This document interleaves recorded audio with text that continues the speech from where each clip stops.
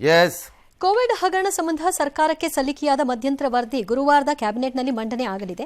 ವರದಿಯಲ್ಲಿ ಏನಿದೆ ಅನ್ನೋದು ನನಗೆ ಗೊತ್ತಿಲ್ಲ. ಕುಂಬಳಕಾಯಿ ಕಳ್ಳ ಅಂದ್ರೆ ಎಗಲು ಮುಟ್ಕೊಳ್ಳೋದು ಯಾಕೆ ಸುಧಾಕರ್ ಅನ್ನೋದನ್ನ ಮುಖ್ಯಮಂತ್ರಿಗಳ ಪ್ರಶ್ನೆ. ಇದಕ್ಕೆ ಕೇಂದ್ರ ಸಚಿವ ಸೋಮಣ್ಣ ಅವರು ತಿರುಗೇಟ್ ಕೊಟ್ಟಿದ್ದಾರೆ. ಹುಲಿ ಬಂತು ಹುಲಿ ಅನ್ನೋದಕ್ಕೆ ಕಾಂಗ್ರೆಸ್ನವರು ಮೊದಲು ಬಿಡಬೇಕು, ಅಷ್ಟಕ್ಕೂ ಕೋವಿಡ್ ತನಿಖೆಯಲ್ಲಿ ಈ ತನಿಖೆ ಅವಶ್ಯಕತೆ ಇದೆಯಾ ಅಂತ ಪ್ರಶ್ನೆ ಮಾಡಿದ್ದಾರೆ. ಕ್ಯಾಬಿನೆಟ್ ಮುಂದೆ ಇಡ್ತೀವಿ, ಕ್ಯಾಬಿನೆಟ್ ನಲ್ಲಿ ಡಿಸಿಷನ್ ತಗೋತೀವಿ. ಇನ್ನು ವರದಿ ಏನು ಅಂತ ಗೊತ್ತಿಲ್ಲ. ಅವ್ರಿಗೆ ಗೊತ್ತಾಯ್ತಾ ವರದಿನಲ್ಲಿ ಏನಿದೆ ಅಂತ? ನನಗೆ ಗೊತ್ತಿಲ್ಲ, ಅವ್ರಿಗೆ ಗೊತ್ತಾಯ್ತಾ?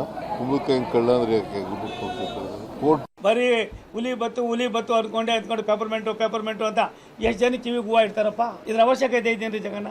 ತಾನು ಮಾಡಿರ್ತಕ್ಕಂಥದ್ದು ಇದು ಇಟ್ಕೊಂಡು ಕುದಿತಾ ಇದೆ, ತಕ್ಕ ತೊಯ್ ಬೆಂಕಿ ಹೋಯ್ತಾ ಇದೆ. ಇವಾಗ ಇನ್ನೊಬ್ಬರ ಮೇಲೆ ನಾವೇನೋ ಹೇಳ್ತೀವಿ ಅನ್ನೋದು ಮತ್ತೊಂದು ಅನ್ನೋದು.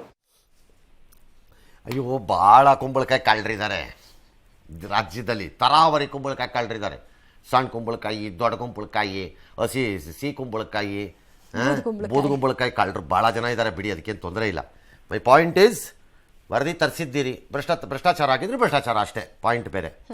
ಬಟ್ ನೀವು ಅದನ್ನು ಮಂಡಿಸ್ತೀರಿ ಕ್ಯಾಬಿನೆಟಲ್ಲಿ, ಇಲ್ಲೀಗಲಿ ಕರೆಕ್ಟ್, ಅದು ಇಲ್ಲೀಗಲ್, ಅದು ಸರಿಯಲ್ಲ ಅಂತಲ್ಲ. ಬಟ್ ನನ್ನ ಕ್ವಶನ್ ಈಸ್, ಕೋವಿಡ್ ವರದಿ ನಿಮ್ಮ ಕೈಗೆ ಬಂದ ಮಾರನೇ ದಿನ ಒಂದು ವಾರದೊಳಗಡೆ ಮಂಡಿಸ್ತೀವಿ ಅಂದರೆ ನಿಮ್ಮ ಹತ್ರ ಹಳೆ ವರದಿಗಳು ಬೇಕಾದಷ್ಟು ಹಾಗೆ ಧೂಳು ಹೊಡ್ಕೊಂಡು ಕೂತೀವಿಯಲ್ಲ, ಅವನ್ನೂ ಇಡಬೇಕಲ್ಲ.